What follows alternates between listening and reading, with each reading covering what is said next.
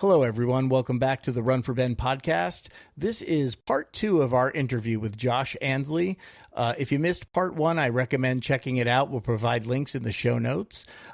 Please note there are some audio issues, and we had a camera issue as well, but the conversation was really incredible, and we're so grateful that Josh was sharing his story with us. So without further delay, here is part 2 of our interview with Josh Ansley.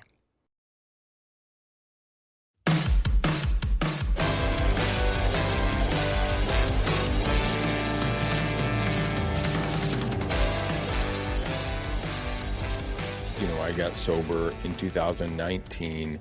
My dad passed in 2024, so I had a good 5 years of knowing how to show up for my sobriety. Taught me to show up in difficult situations for my dad, and that, talking about difficult things was okay. And, KIRK GIBSON has been huge on breaking that stigma that can come with Parkinson's as well, to just go out to get help, to talk about it. And that's why he leads with that, is because he's showing other people how to show up in these difficult situations. And that is so much like the things I learned in sobriety.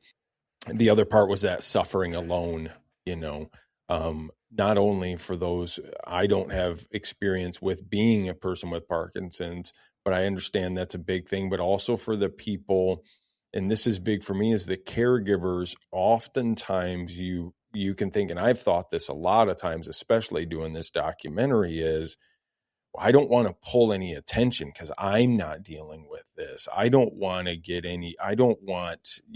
say, hey, I'm having a tough day when somebody beside me has Parkinson's. How could I have a tough day compared to them? My mom had times when and I did too, when I would be frustrated with my dad for things that he was trying to do. So the more we talk about it and relate to, sometimes you're going to be upset. Sometimes you're going to be frustrated. Sometimes you're going to want to not have to deal with it, and that's okay for you as a caregiver to feel that and to prioritize what's going on in your life as well. That's not only good for you, but it's also good for the people in your life that may be diagnosed with Parkinson's. They need you. And this is one of the things that my sponsor told me early in sobriety, is you have to put your oxygen mask on first before you're going to be able to help somebody else out. If you have, in the same, the other saying is, you can't give what you don't have. So as a caregiver, if you're empty, if you deprioritize any of your feelings, what you need, your rest, your ability, then you're not going to show up with anything.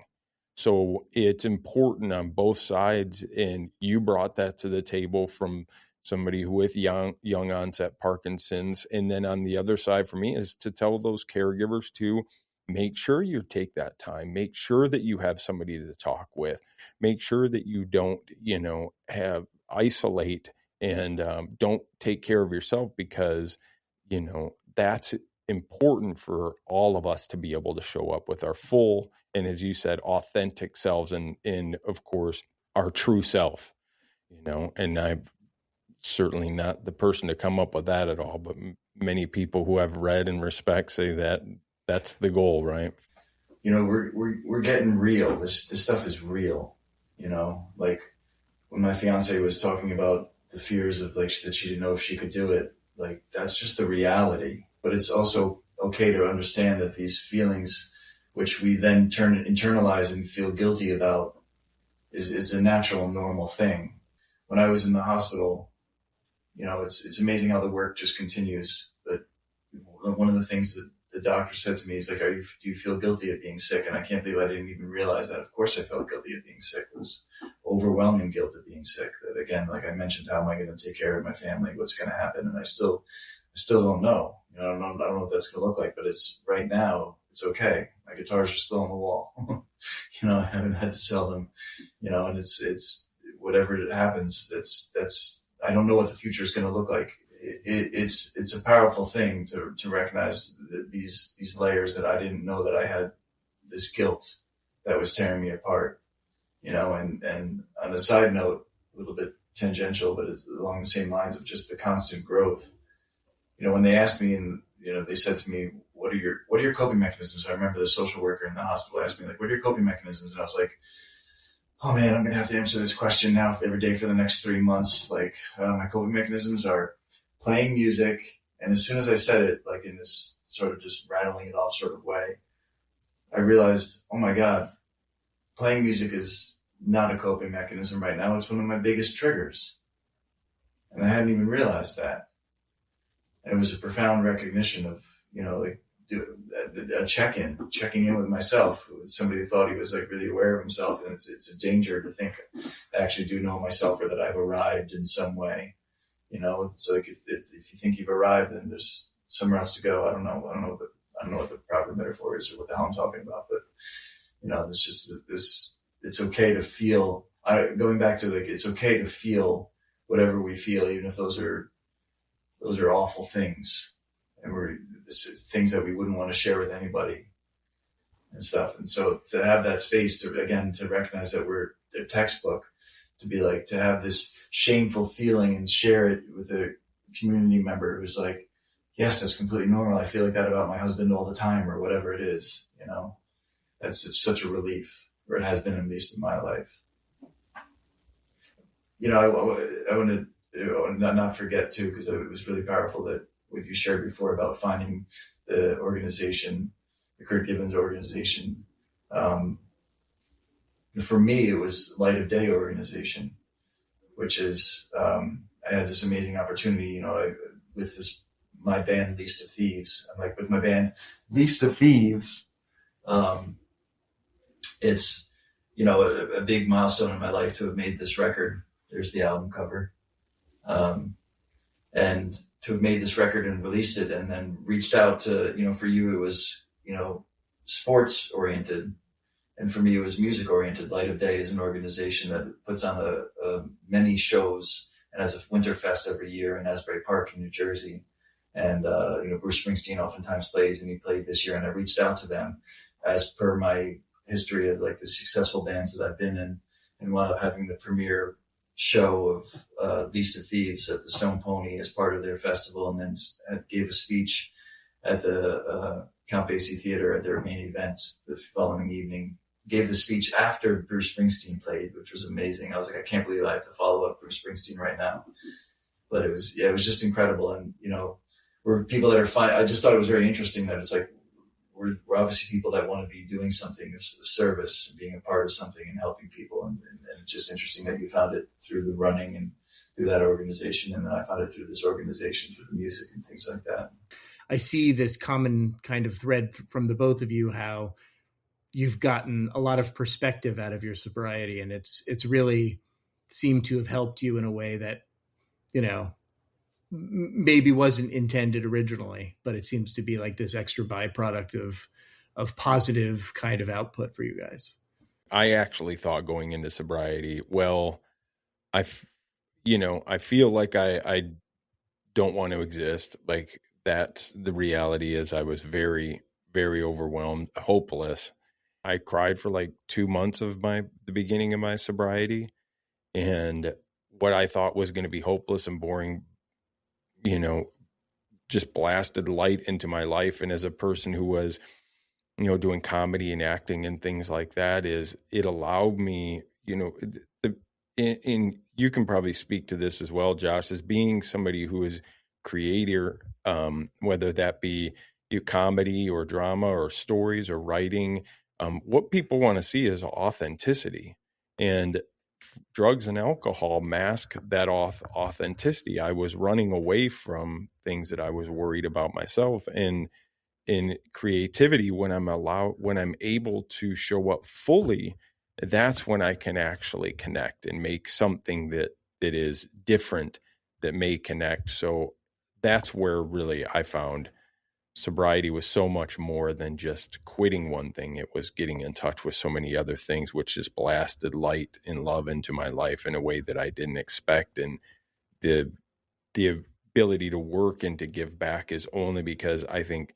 somebody out there may think the same as me, that it's going to be terrible, that it's the end of fun, that there's no more joy. And I thought that as well. And that has not been the case. It's been the most joyful, happy,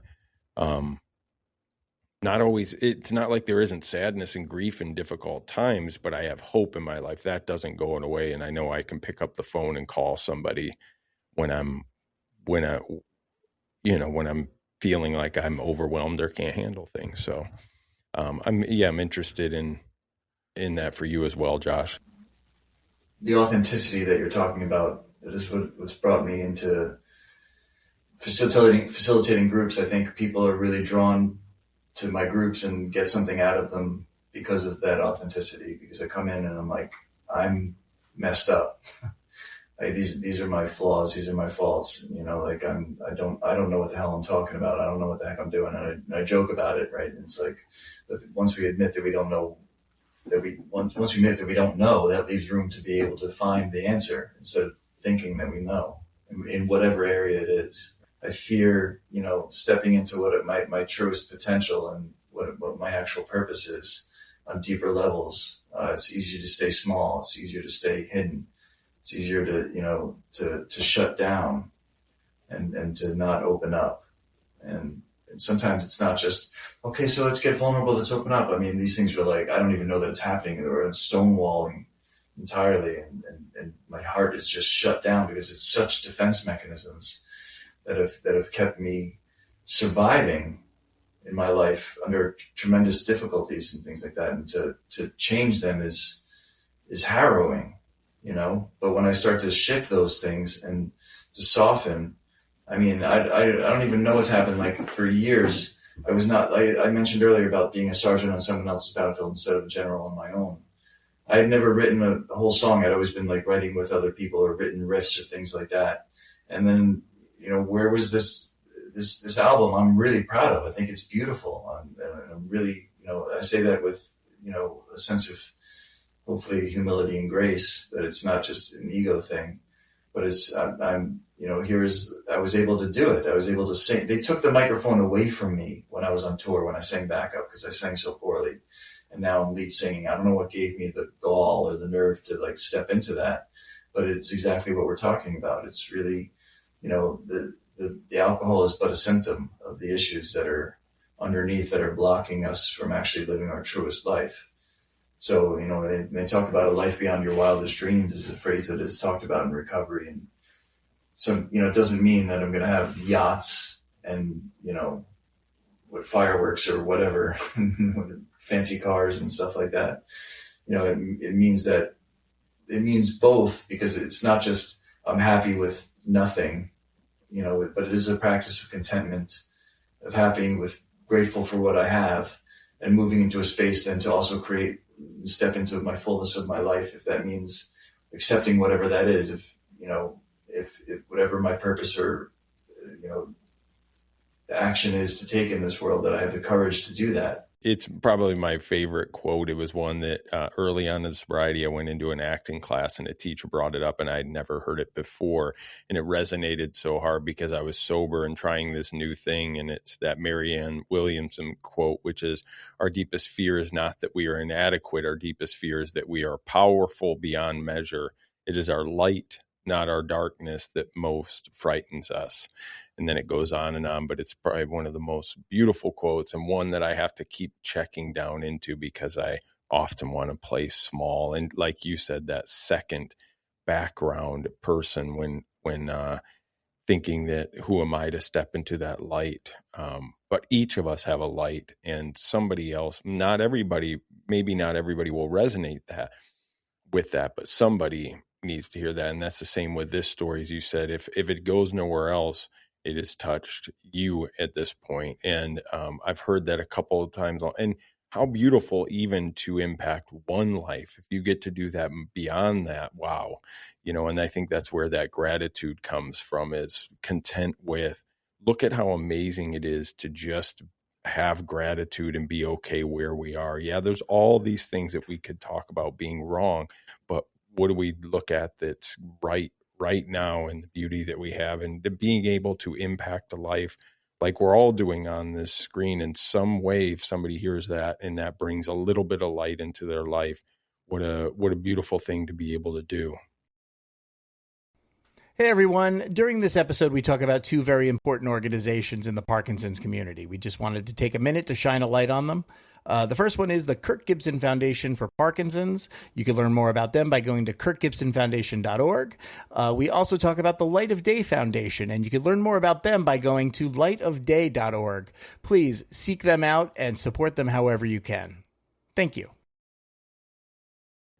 So, Josh, I just wanted to ask you about, because, you talk about having all of these opportunities with support and your fiance and everybody you've been able to lean on. And I find it incredibly interesting that you also work as a spiritual advisor and offer support to others. And I want to know, having that experience, how that impacts your kind of reception of getting support yourself.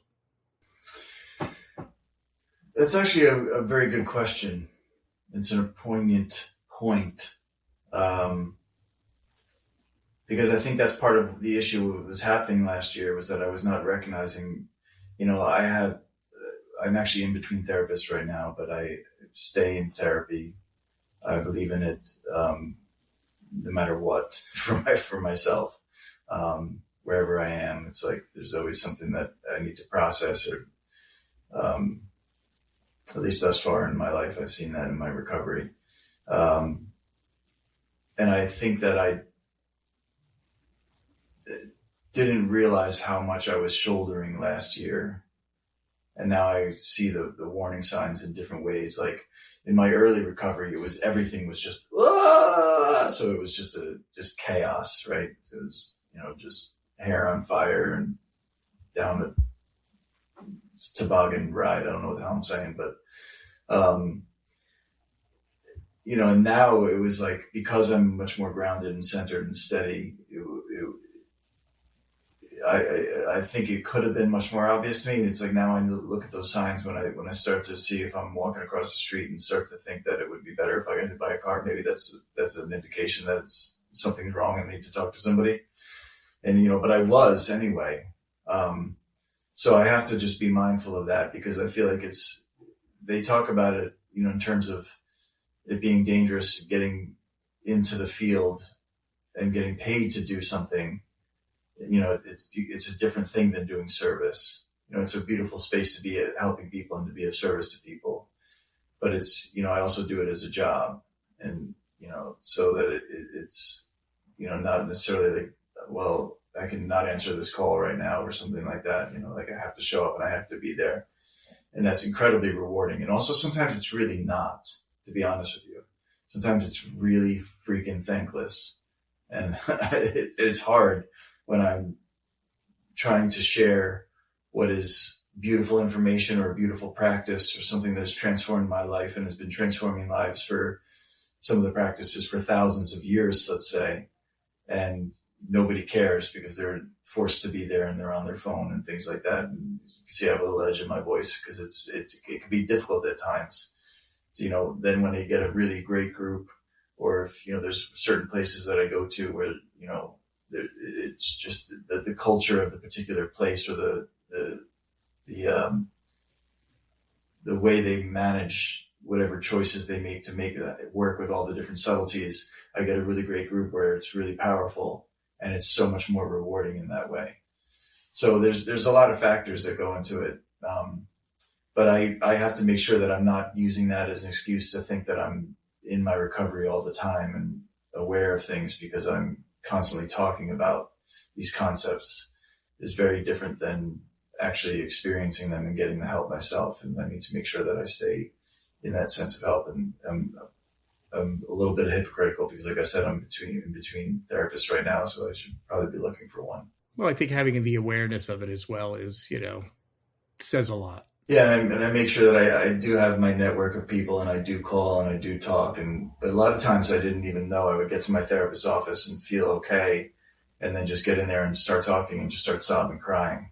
And I didn't even know I was holding on to stuff. So I know that it's valuable for me to have that space so that I know I can go there and just start talking. And if something needs to come out, it's a safe space for me to be able to do that. Right. And it's different.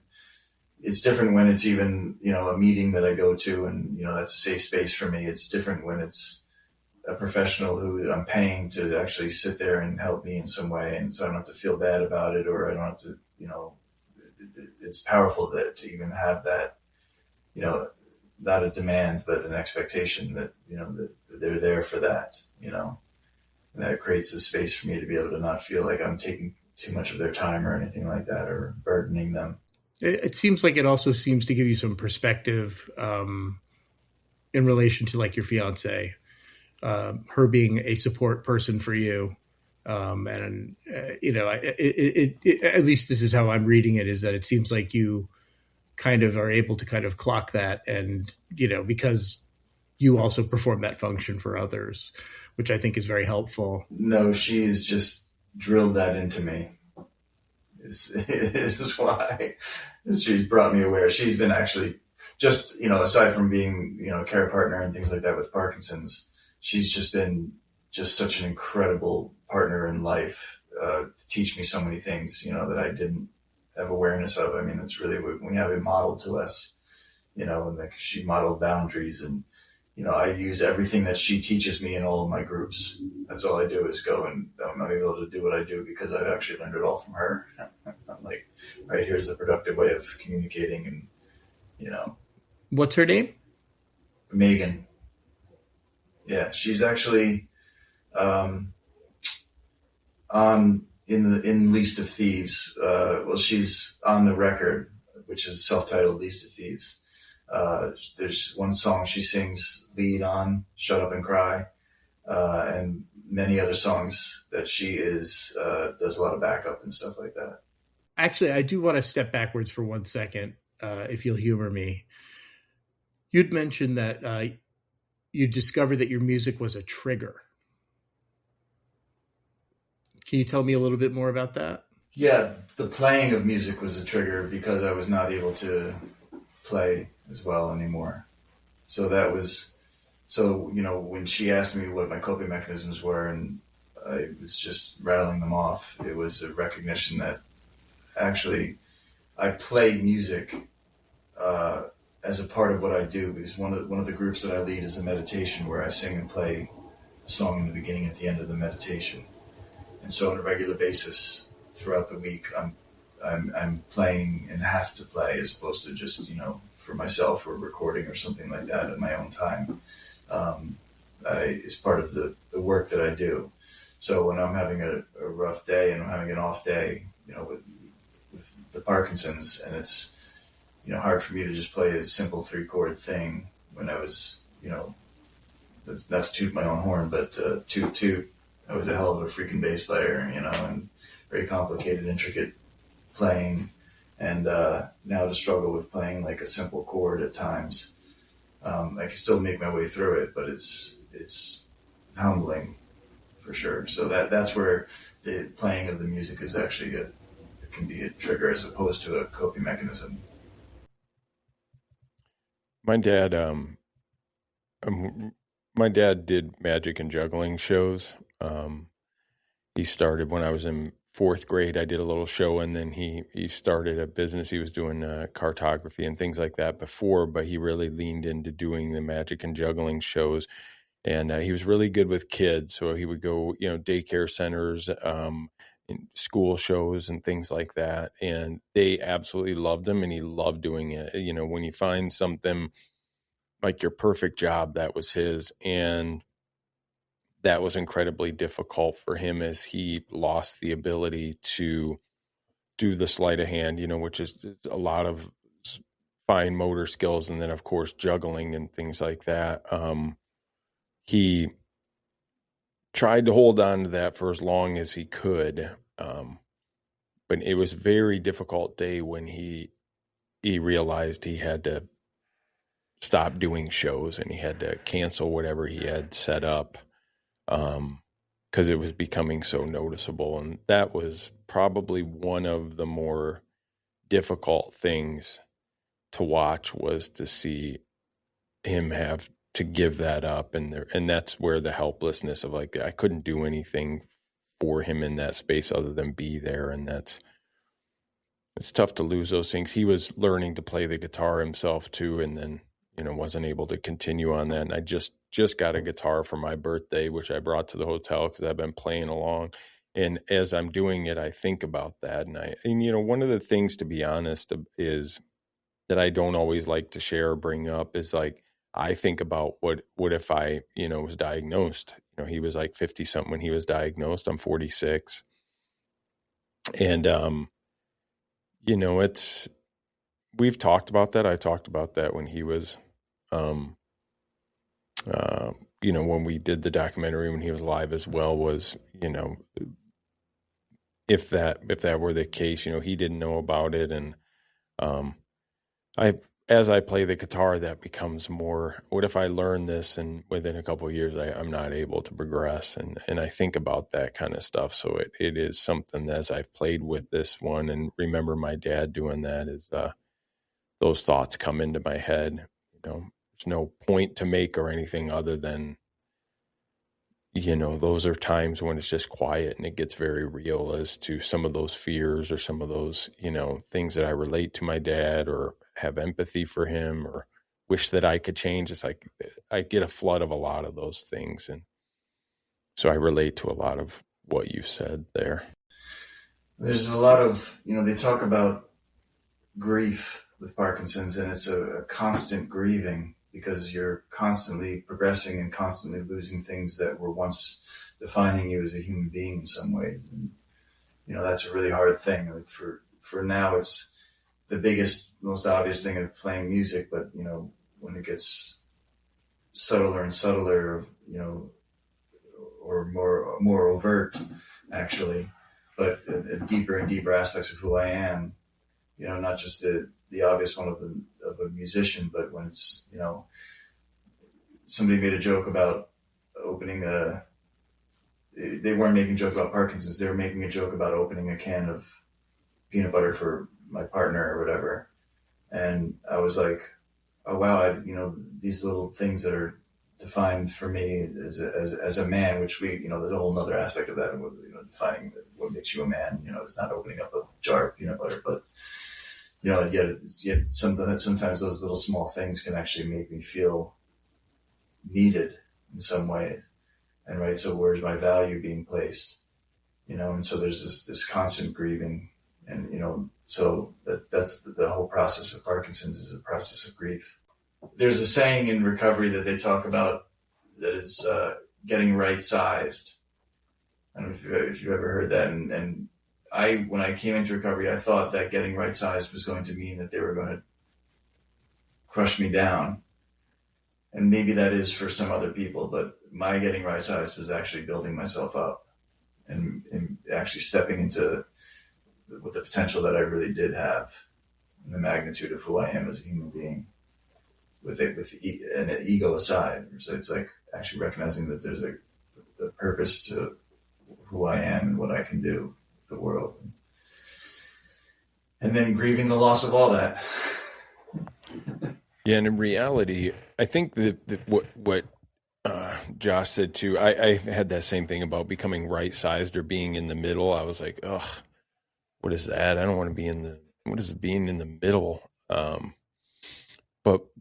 like him, what I found is the same. That's why that quote from Marianne Williamson stands out so much to me, is because it kind of takes what I had been, had taught or I had learned or whatever I picked up as to what humility is being nothing, but also what I learned in sobriety. And this became clear when I was doing affirmations. Me and my buddy were writing some affirmations, and I had incredible difficulty with it. I was like struggling to write 5 things down. And that just made me go, oh, well, that probably shouldn't be that way. I think kindly about other people. I build people up all the time. I love talking with people and finding things special about others. And I also thought in my head, right now, I could write 2 pages nonstop without picking up my pen about everything that I think is wrong with me or the shortcomings or what I wish I would be doing, but I'm not doing. I knew I could write those so quickly, but here I was having trouble bringing up 5 affirmations. And I went, well, there we go. There's where the work is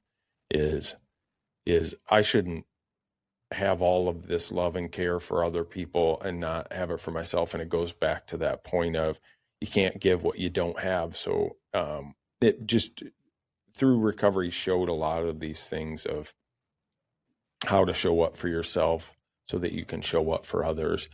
And, for me, it was reframing that wasn't selfish, that was me taking care of myself, allowed me to be there for other people.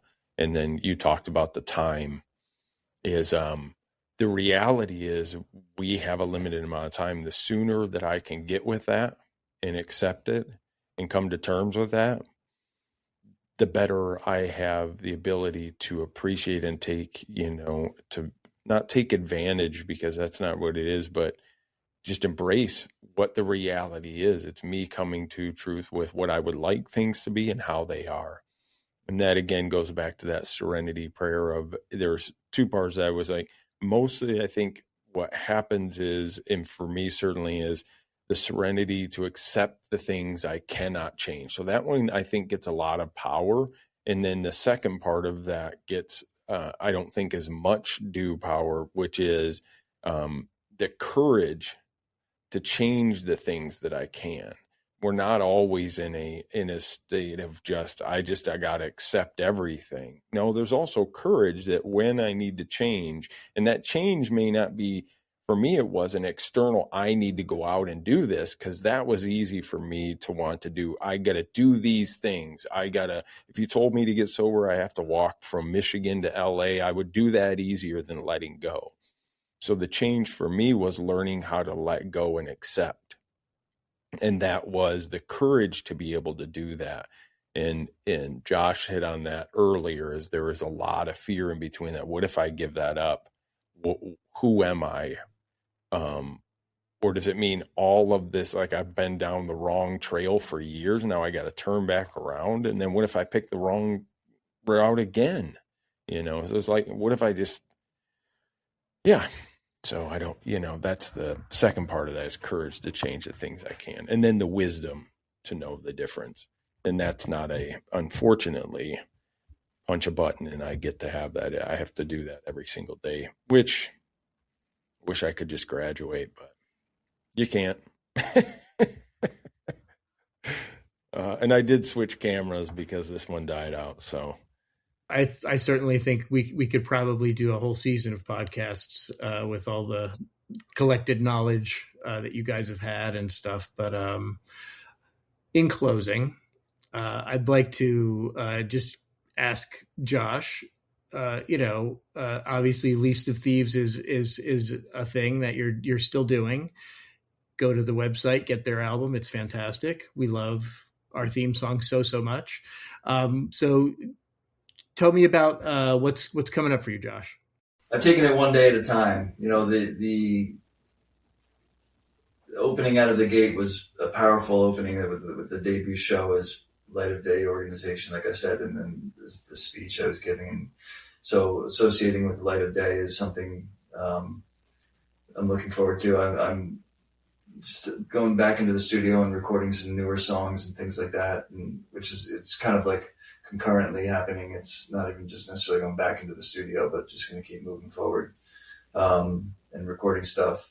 I don't have any shows lined up at the moment. I'm allowing grace to move through it and space to move through it and things like that, and focusing on work and things like that right now. And so I've learned in my time I put too much effort in. Talking about time, it's a difficult thing, time awareness and saying there's a limited amount of time, and I don't want that. I have to be careful of that causing me, like I have to do this now, and which is also it is very present. It's here and now, with the fact of losing my ability to play, but that was causing me, like, I need to record as much as possible. I need to do this, and it's like, okay, I just need to proceed, just one foot in front of the other.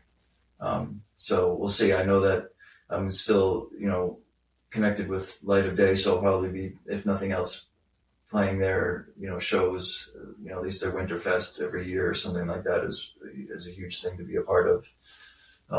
So we'll see where it goes from there. But, on the socials, on Instagram, Least of Thieves, like you've mentioned, there's, digital downloads and vinyl and CDs and hats and shirts, and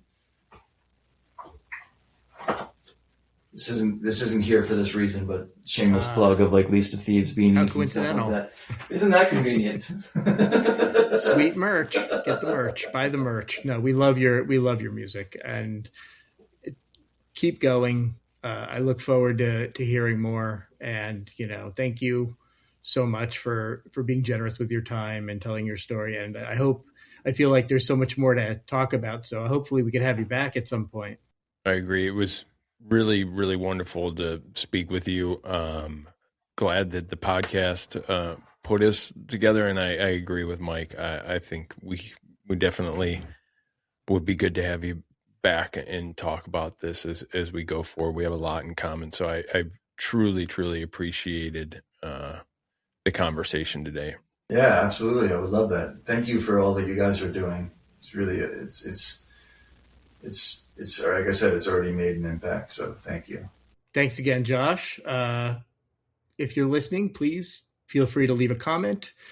Always, we ask, like, share, subscribe. We would love to build the community, and much more to come. So we'll see you next time. See you next time. Thanks so much for joining us today for part 2 of our conversation with Josh Ansley. We are so grateful to Josh for him sharing his story with us. And also giving us an amazing podcast theme song. Thank you, Josh. Also, if this episode clicked with you, please consider sharing it. Also, like and subscribe so you can hear future episodes. And also, the 2 organizations we spoke about today, the Kirk Gibson Foundation for Parkinson's and the Light of Day Foundation. Please seek them out and support them however you can. They are doing amazing work in the Parkinson's community. And lastly, thank you to you for listening. We appreciate you and look forward to seeing you next time. Bye.